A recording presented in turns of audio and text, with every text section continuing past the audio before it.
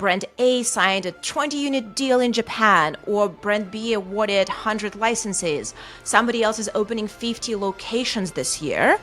But is it really a healthy growth? Welcome to Top Rated Gym Podcast. I'm your host, Andre Cvijovic. And today, oh my God, we are joined by Ankin Laysha. She's a Chief Operating Officer at Well Biz Brands.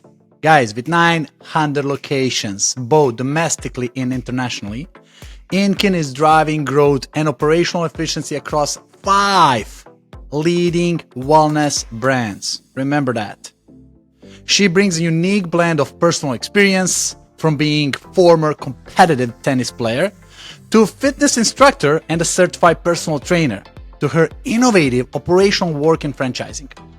So before WellBiz, she was the head of innovation and customer insights at 24 Hour Fitness, where she built new premium offerings, set up wellness and nutrition partnerships, and launched new revenue streams in retail and digital channels.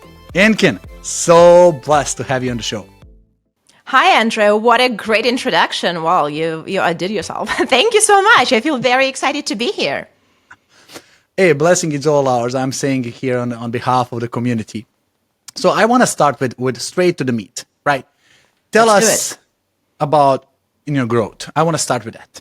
You got some impressive track record, in the fitness, wellness world when it comes to growing a franchise long term, right? What is the most important thing to keep in mind, especially when scaling to multiple locations?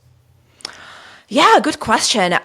So, in franchising or in any multi-unit retail environment, typically many folks think that growth equals the number of locations, right? That's why we see all those exciting announcements. Let's say brand A signed a 20-unit deal in Japan, or brand B awarded 100 licenses. Somebody else is opening 50 locations this year. But is it really a healthy growth? Because for everybody in the industry, we know that not of all those sold licenses end up being open locations. And at the same time, are those franchisees or operators happy and profitable? So I think for me, it's crucially important to think about healthy growth. And as a former franchisee and operator, and as a current COO of a franchise network, I would say that I will take one successful large, let's say for the number's sake, $1 million location with one happy, profitable franchisee over 2 locations, each one making $500,000 and the franchisee is not being profitable, knowing that those folks invested their life savings or took big loans. So with that, I think it's really important to grow with the right people. And that would be kind of my short answer to your question. And when we talk about growing with the right people, the right target ideal franchisee profile really depends on your business model and on the brand. I'm blessed to be a part of a community of 5 different brands. And given that we mostly talk about top-rated gyms today, I will start with our beloved Fitness Together, which is one of the oldest, most mature brands in the Well Biz portfolio. And there we learned that our ideal franchisee is a very engaged owner-operator. Most of the time, it is a former personal trainer or the current manager of the location who lives there almost on a daily basis and is very passionate about helping people achieve their fitness goals.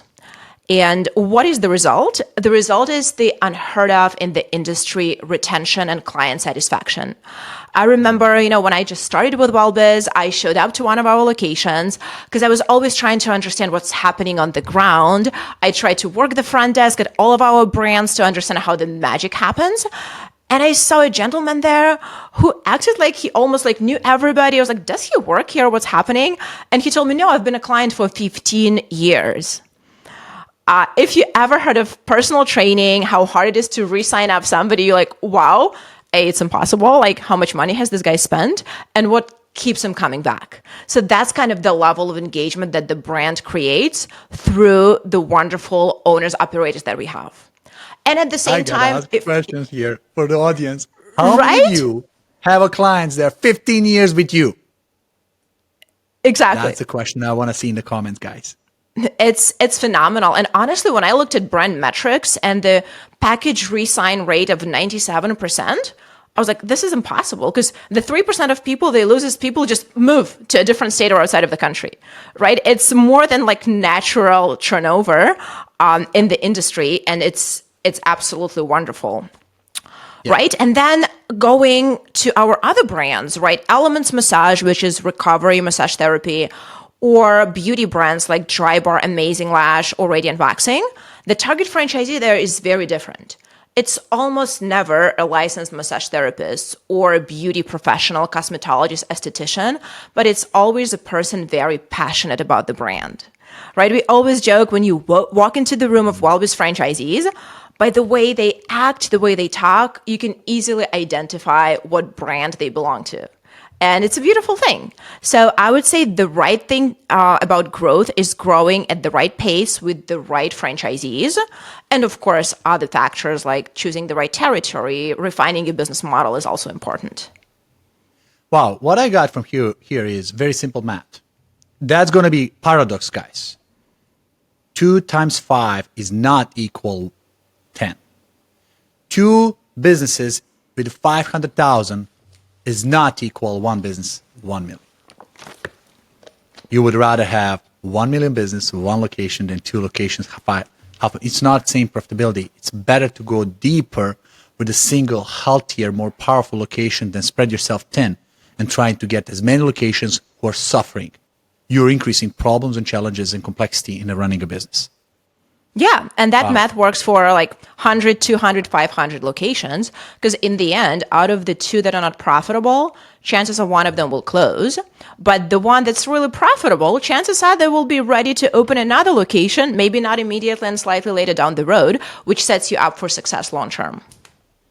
I love that. I love that. And the passion is just recognizable. It's contagious. You go walk into the business and you can see this culture vibrating from the people who are passionate. And when you're served, you feel you're served by the owner, operator. It's somehow different.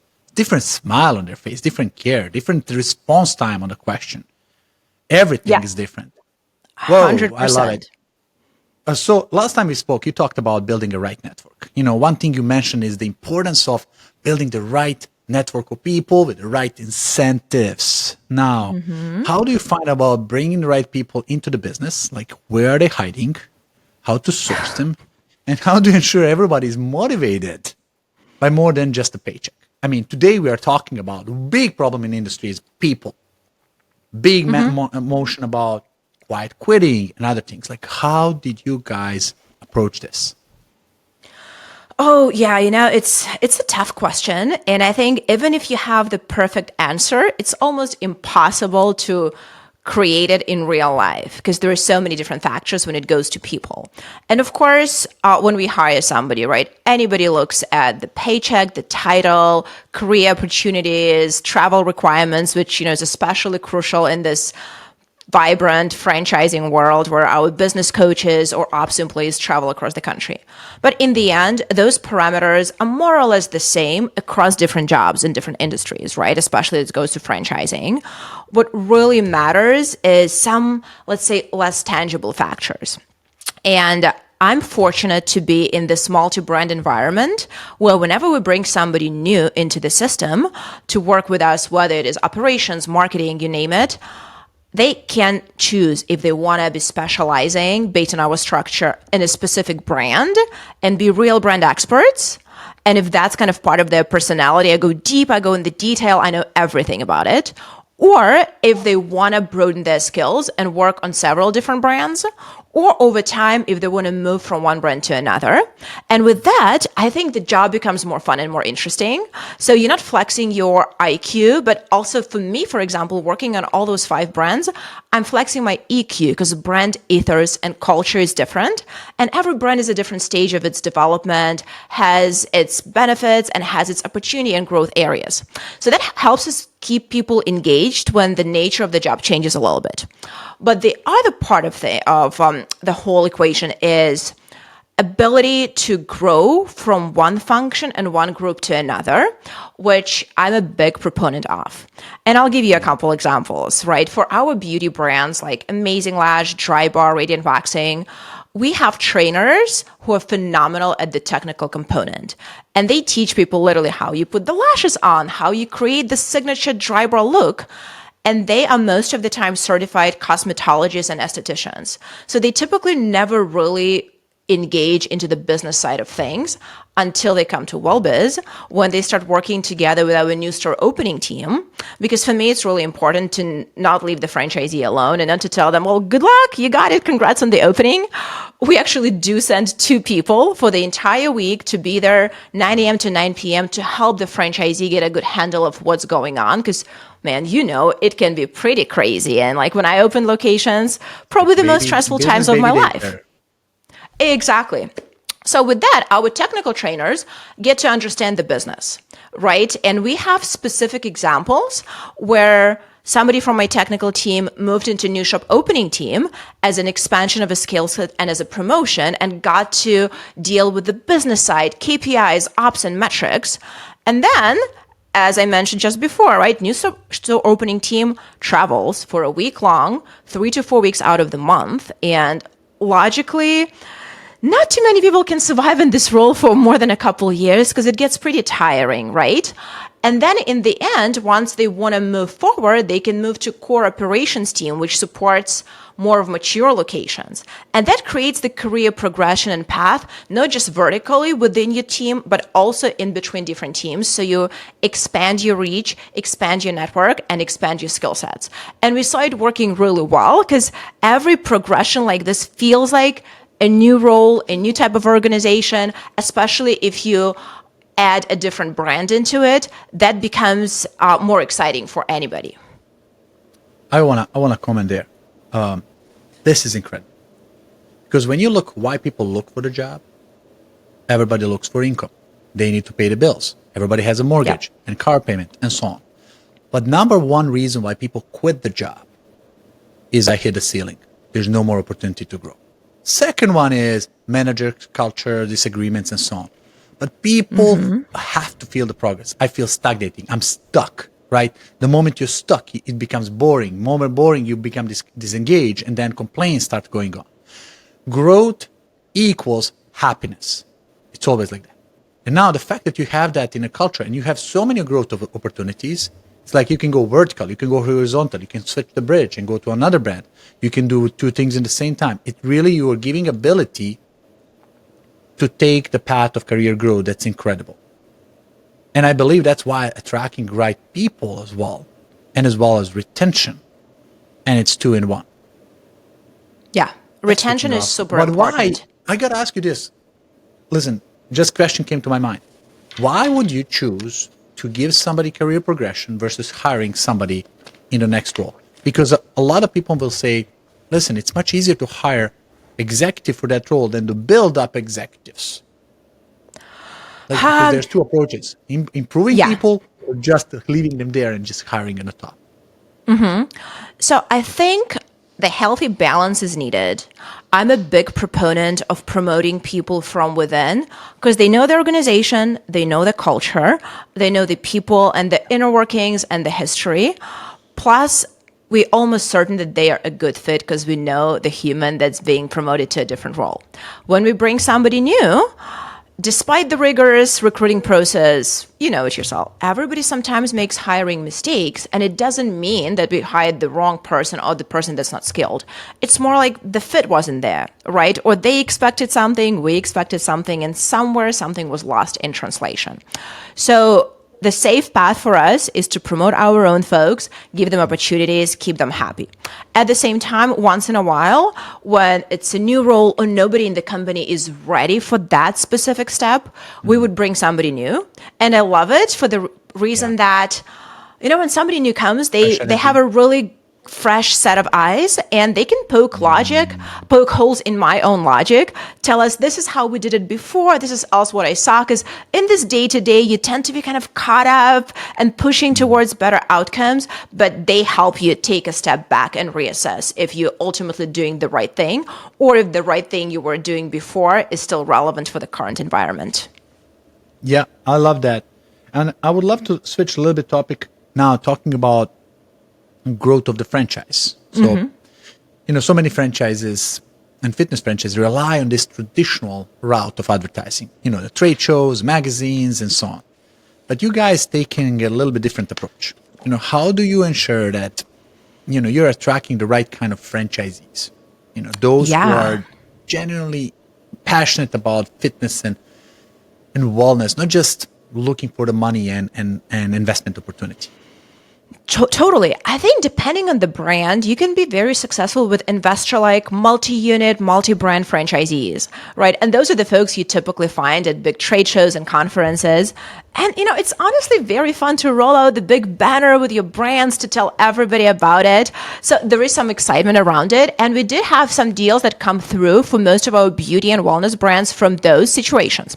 But when it goes to Fitness Together specifically, giving this unique component where we learned that most successful operators are in the business almost on a daily basis, and they love it and they enjoy it. And that's how they create the fantastic teams and the connection with the clients. So we learned that this engaged component typically comes from somebody who knows the space really well. So most of the time it's the personal trainer, it's somebody who worked in fitness before, or somebody who got certified to change their career and be a little bit more of this entrepreneurial spirit versus a PT hired by one of the big box gyms or gym chains. So when we were looking into it, we started realizing best franchisees who are crushing it came from referrals of existing franchisees, but also importantly, kind of logically and naturally, we had, a couple franchisees retiring, and they said, how about my manager takes over the business, which was a very smooth transition.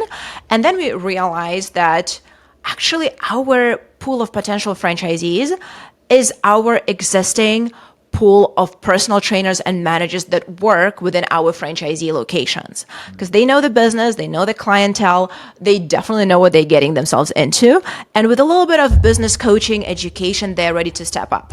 So we created this employee to entrepreneur program where if you work for Fitness Together as a trainer or as a manager, you have the preferential right to either buy, acquire existing location or to go build a new location. And we as a franchisor, we will have a set of concessions and support tools to make this venture, way more financially attractive to you and to help you get started earlier and easier on that entrepreneurial journey. And at the same time, because we are really big at FT on owner connection and connectivity between franchisees, you can have a mentor who is an existing franchisee who will kind of help you give a little bit, of peer advice.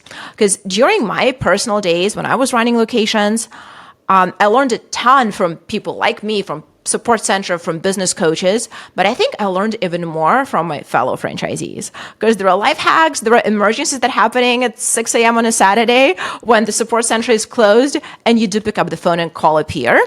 So that inspired this employee to entrepreneur program. And we have several locations and several new owner groups from former trainers and managers who went through this. And we saw fantastic success at Fitness Together. Wow, you're just saying something that everybody experienced, but not they don't articulate it like that. That network effect. I invest in my coaching, my training, tremendous amount of resources.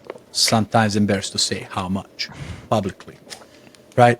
And I'm consistently learning. And every time there's resource from coaches, there's trainers, there's video library, there is access to one-on-one coaching. But what's equal value or even more is this community of like-minded people.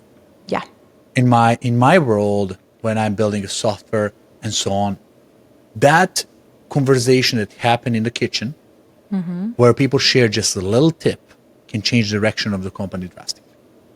100%. And that's why we have to encourage people to communicate, not fight between each other, not compete, but cooperate.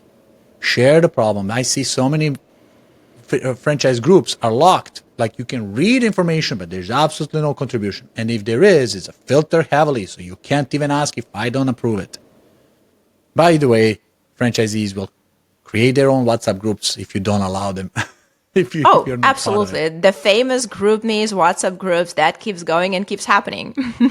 Exactly. But this is where the real thing happens. And people talk about vendors, about problems, about employees, about challenges, about leadership as well. They will collaborate. And it's better if you enforce that, because at least you have control and you can make that as a part of it, part of your culture. Yeah, I love that. exactly. It's very important for us. And also, at some point, you kind of want to understand what the vibe is, because if they do not tell you what's literally on their minds, it's hard for me as a franchisor to figure out what's the new innovation we're bringing, what's the most important training program, what are the challenges. And we obviously talk to franchise advisory councils to get those insights. But also, what we created now is what we call owner collaboration calls. Owners submit their topics of like top 3, they vote on them, and then somebody from my team is purely there to facilitate the call. But the call is very open and transparent for the owners to talk to each other. Because, in franchising world, there are some things as a franchisor I cannot even advise them on, like, how to pay the employees because it's joint employment situation. But owners Yeah, can give each other advice and tips and tricks, and we found it working really, really well. that's right. And somehow they do your job. They keep coaching each other. They keep helping each other, right? And if you have inspiration for that, I just listened a couple days ago. I had a guy on the podcast from Wisconsin Athletic Club. They even have something called Whack Bucks.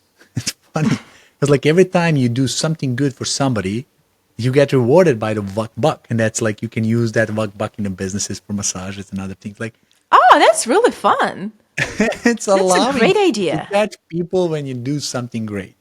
And they don't do policing on that. There's a box, there's a process to submit, and everybody can submit anything by rewarding somebody else. You can even reward yourself anonymously if you want to. Nobody's checking. But encourage this culture of knowing what's good, but also sharing, helping, stepping up, and being there for the brand. Because at the end, we are all here for one purpose, to serve our clients, make their lives better. Right? That's ultimate outcome. And everything comes up as a part of the process and reward for that. I love it. Now let's Spot on. touch base about your brand strategy. Okay. So you talk about benefits of having, last time complementary brands like fitness and elements massage. I did a research last year about where the franchise world is going. Like 7 years ago, McDonald's started a franchise world. Like you are going into being your own boss, and then turns into unit franchising. Like Subway says, you cannot get into franchising until you buy 8. But the world today is about multi-brand franchising, and you guys are one of the leading there. So you have fitness and a massage business working together. How does this strategy help you stay resilient? Especially during the slower times or even when the economy shifts. Yeah, How totally. this crossovers benefits your clients. Yeah, so what we call WellBiz is a platform to create entrepreneurial opportunities for franchisees. And to your point, you can grow by acquiring more and more locations of that same brand. And that very often at some point requires you to kind of expand the territory, and your locations will be a couple hours away, which means you're looking to hire regional management somewhere locally where the business is. Or another option is to have multiple brands with WellBiz. Like we have a franchisee in one of our markets that has Amazing Lash, Dry Bar, and Radiant Waxing, right? All the beauty brands that work really well together. At the same time, the person knows the basics of the business and can transfer those common components like membership model, obsession with customer experience, cross-sell, upsell along the way, retain them as long as you can. That drives the recurring revenue. Or when it goes to fitness, we know that there is a very good overlap of clients, let's say between fitness together and elements massage. Because guess what? You're very wellness focused. You work out, you train. Everybody understands these days you also need to recover and take care of your body, because the better you recover, the better you train. And kind of that's the cycle that keeps happening. And we do have some folks who have fitness together and elements. Or in some cases, historically, former fitness together owners got into elements and the other way around. And it helps them with addressing client needs better, with keeping this closed network and staying in their location. Because very often when we talk to a FT owner, we typically tell them, hey, you should be the mayor of your town. Everybody knows you, they know who you are. And that's how you get this repeated clientele and generate buzz. So that's super important. And then from the business side of things, Let's say Dry Bar has highest traffic during the holidays, so kind of winter time, all those parties, events, and then episodic things around prom and other boosts. And kind of a little bit slower in the summer because folks typically travel, or you go to the pool, you don't need that gorgeous blowout. While let's say Radiant Waxing, we waxing human bodies, has huge traffic in summer, right? And it helps you kind of maintain the seasonality and even out and balance your revenue to have predictability of that income as a franchisee once you have several complementary brands in your portfolio. Whoa, you just spoke about biggest financial advice I got from Tony Robbins when I was on his finance conference. And he said, you need to invest in a non-correlated assets. What's non-correlated asset? Simplest example is sunscreen and umbrella. So when there's sunny, you need sunscreen. When it's raining, you need umbrella. It's literally here. Its seasons are changing. Your fitness might drop, but the need for different businesses is rising. So you are offsetting, balancing, promoting, and really making your business resilient by having multiple streams of income. They are literally complementary, but also not correlated. I love that part of it. And the existing franchisees have ability to stay closer to the family and not waste time going out, driving 2-3 hours or hiring regional managers. Yeah. Multi-brand ownership. Go to ChatGPT, check the history of franchise development. You will see that what Well Biz brand does is literally the current and the future of the franchising. It helps individual locations operate better and helps brand have less owners, less communication overhead, less challenges knowing that this guy knows how to handle it. Totally. I love that. Now, listen, there's a lot of these topics we can talk about. Let's stop a little bit in the future. Let's look ahead.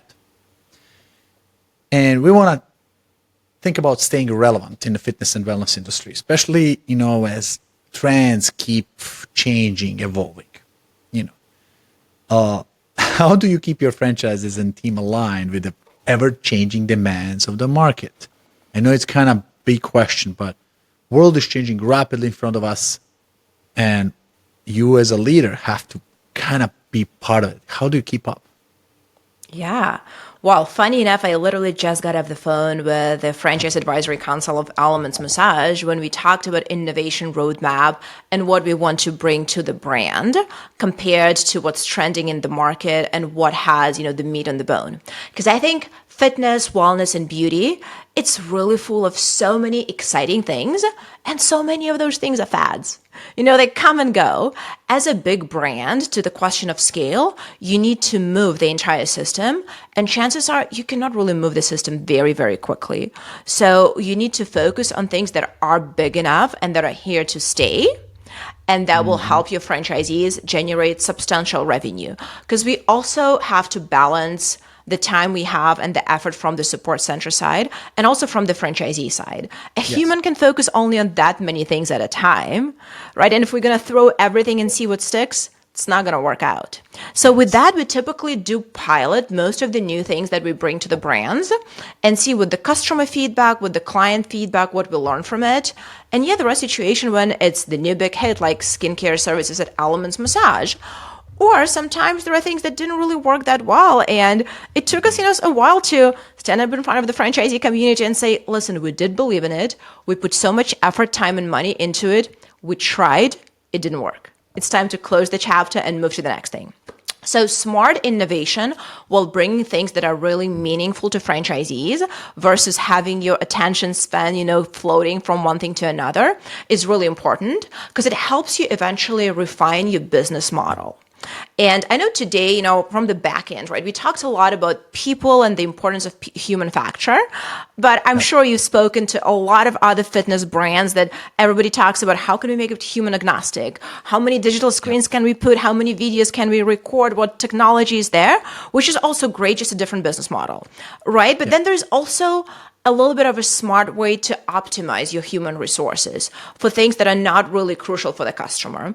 So at our Amazing Lash brand, we are bringing AI virtual receptionist technology, which we already have it ready and waxing, because we learned what really matters is the interaction with your service provider. And if you're coming into the studio, you can check in online on the iPad, and you're not going to be frustrated about it because that's what you probably do at the bank or even at the DMV office these days, right? So things like this would allow us to balance technology and new things that are truly beneficial for our business, whether it's revenue generation or cost cutting for franchisees, is what we're also looking into along with the innovation to stay relevant. In simple words, keep testing, keep trying. There's so many shiny new objects. You don't want to roll it out. You don't want to use the whole brand as a testing environment, ground. You go slow, you go easy, you try it. Do you have any data about how many projects you adopt versus how many get down to the drain? Good point. So I would say when we look into something, whether it's new revenue stream or some exciting technology to keep the stylists and the service providers excited and happy and keep them on the jobs, we typically look at the spectrum of 5 to 10 different things. Then we have a quick business case behind it. 3 to 5 make it the top. Then we talk to the franchisees to understand what they're looking for, what's most beneficial for their business. And we would test 2-3 things per brand per year. And then 1 or 2 would become the real innovation when we speak about the whole new business line, the whole new service. And then, of course, there are little things where, it's almost a no-brainer. Yes, we already sell skincare products at Elements. Yeah. Why don't we expand the line with something that's new and trending in the industry? So it's like impact versus effort is always the equation we have in mind, along with the franchisee adoption, which is driven by client demand and the perception of the teams that work for franchisees.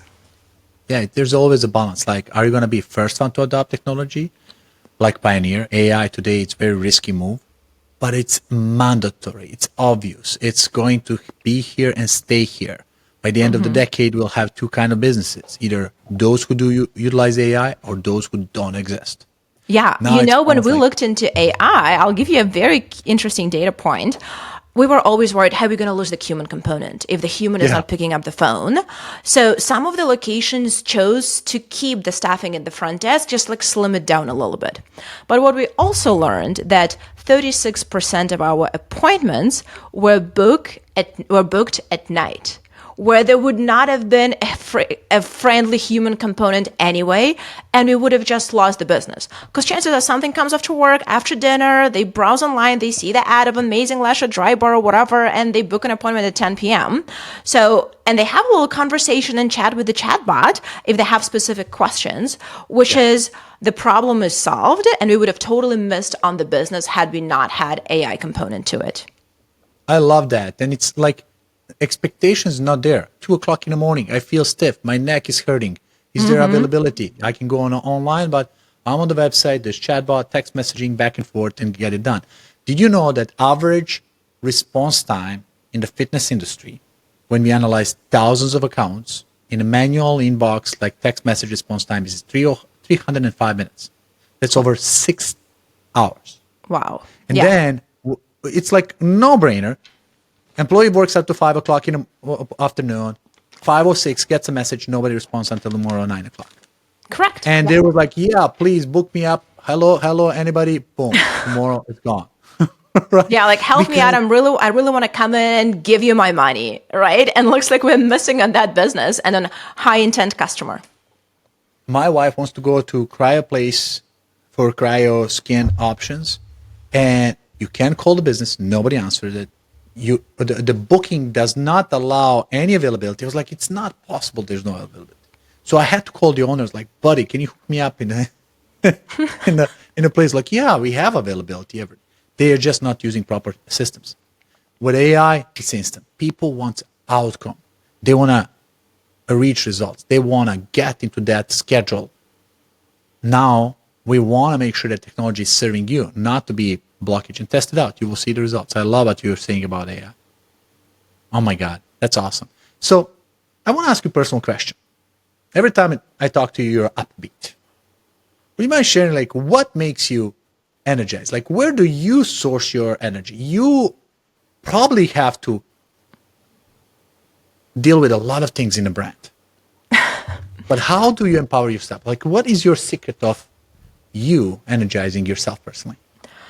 Yeah, I think short answer is I love what I do and I do what I love. I'm one of those interesting people who would bypass on great career opportunities with big titles, big paychecks, if it just didn't excite me. And I think the fact that I started my career at McKinsey in management consulting, I got to see so many industries, so many different clients, cultures, and I kind of learned what I do not like and what I do not want to do. And then to your point earlier, right, growing up in the competitive tennis world and then becoming a personal trainer and a fitness coach, this vibe of a fitness studio, of a very client-centric environment is where I feel the most comfortable in and is where I'm most excited in, and also it really drives me, I think, to perform better. So in a personal life, I do work out every single day. It energizes me, because if I don't, like, trust me, I would be bouncing off the walls during this conversation, because that would be all this extra energy I need to let out somehow. So that keeps me very happy, kind of doing what I love, working with passionate individuals and franchisees, as well as folks on my team who really care. I think you got to care about what you do, because if you make a mistake, you'll fix it if you do really care. If you do not, I can build the skills in people. I cannot build the will in them. And that's how I operate myself. And that's the people that I chose to surround myself with. Yeah, guys, words that stands out are care, passion, love, and workout. We gotta have a part of it. That's awesome. I appreciate you sharing this. And people are talking now, thinking about, like, oh, how do I learn all these things? I gotta ask you a couple quick questions. As you are knowledgeable, you gain experience through your career, but you also intentionally learn certain things. So what would you advise somebody who wants to really make an impact? Do you have any recommendations for the books that change your life, for the events that you would recommend somebody attending, for podcasts to listen, for mentorship to take on, influencers, coaches, mentorships? Like, what would you recommend somebody who wants to walk your path to say, okay, learn from where I learned from? Yeah. So I would say the most direct correlation of what comes to mind is fitness specific forums, because we are the top rated gyms podcast, right? So for me, I read newsletter from Athletech News, Fit Insider, listen to their content. And that's kind of how I learned more about the industry very early on.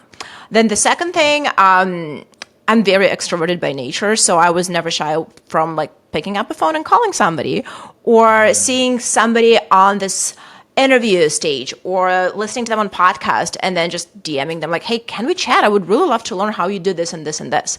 And guess what? In this space, luckily enough, most of the people are very, very responsive. And I feel like once you had folks helping you out, like you and I will pick up the phone and help somebody new who wants to learn more, right? That's kind of, you give back, you pay forward, whatever the saying is, right?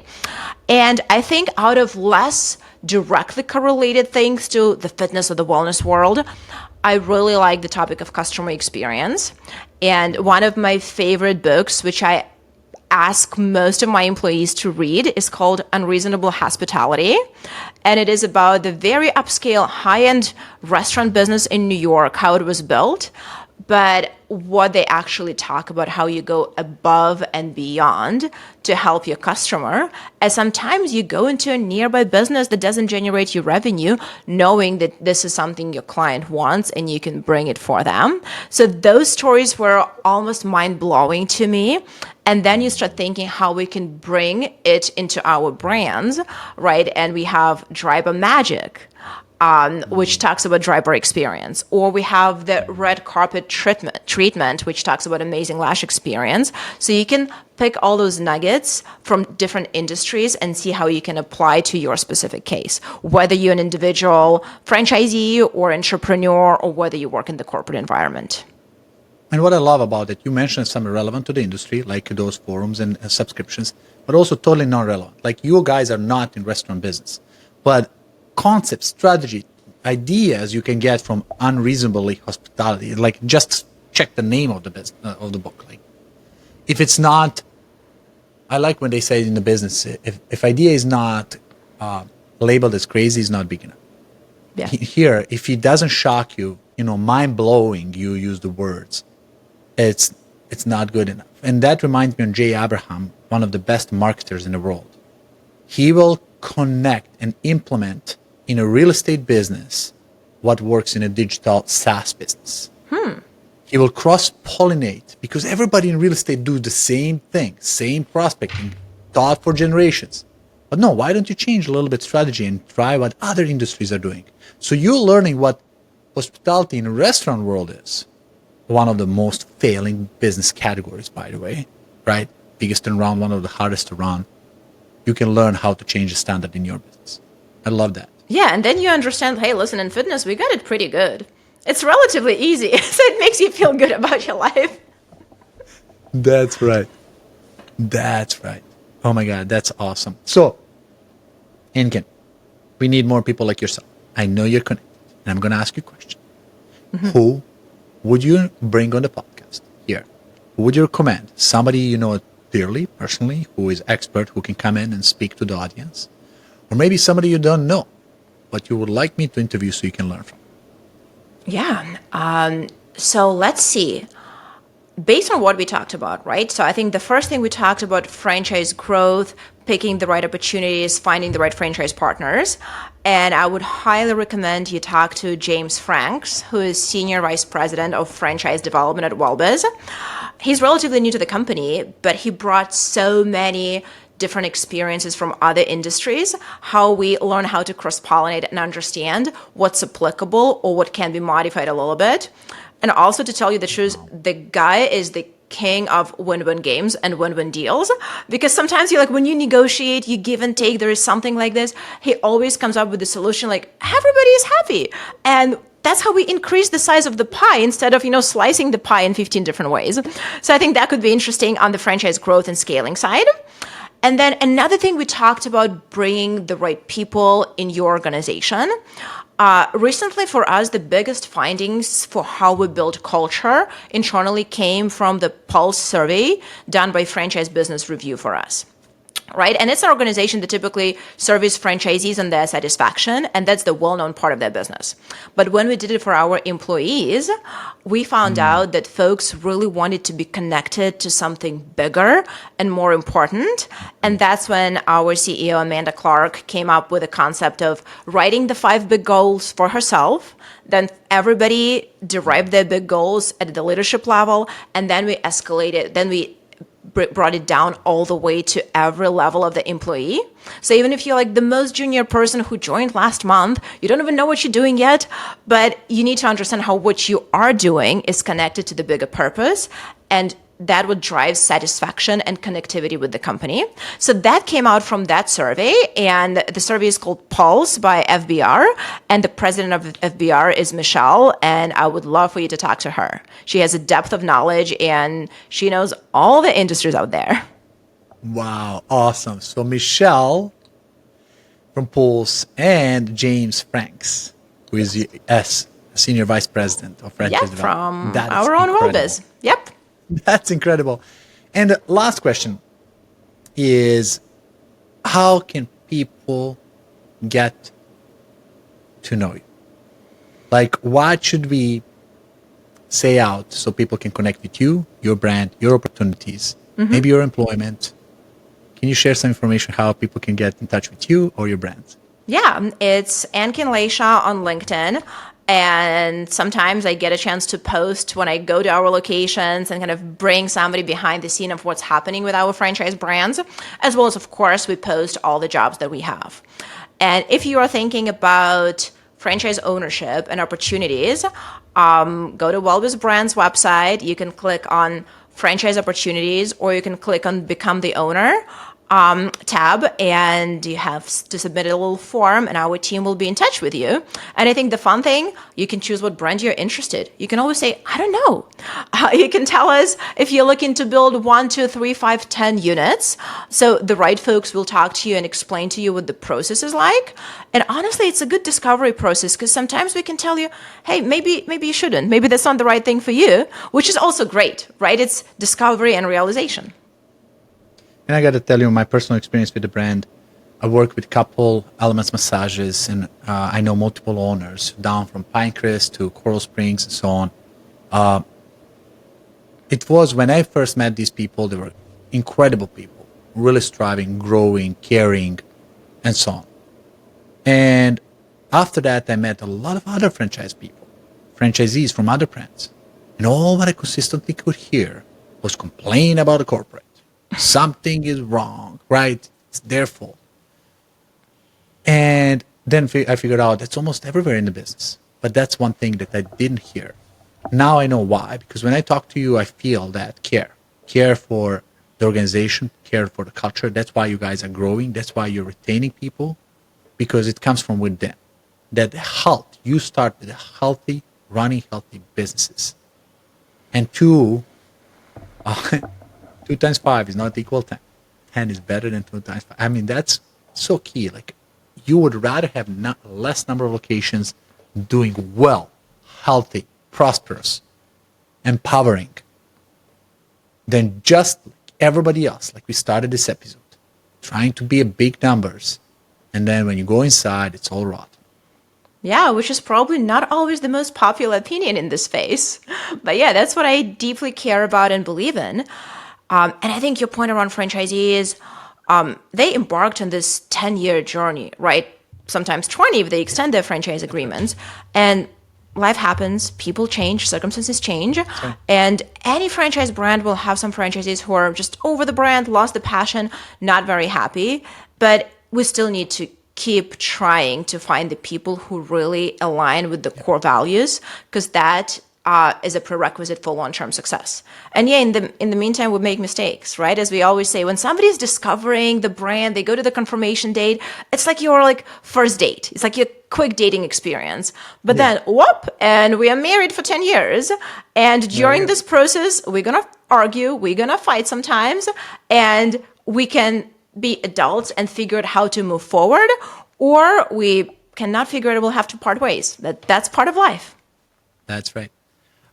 Thank you, Ankin, for today's time. I know you're an incredibly busy person, but your willingness to come here and share your insights, share how brand works, share your culture, and how you think, I think it's incredible and valuable for this community. And on behalf of the community, I really want to express appreciation for everything you said today. And for you guys who are listening to this, you know what you need to do.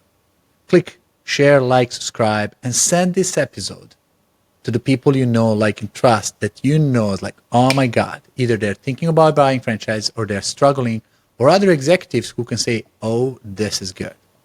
Let me try to implement some of these things. Ankin, you're awesome. Thank you so much for being a guest today. Thank you, Andre. It was such a pleasure chatting with you.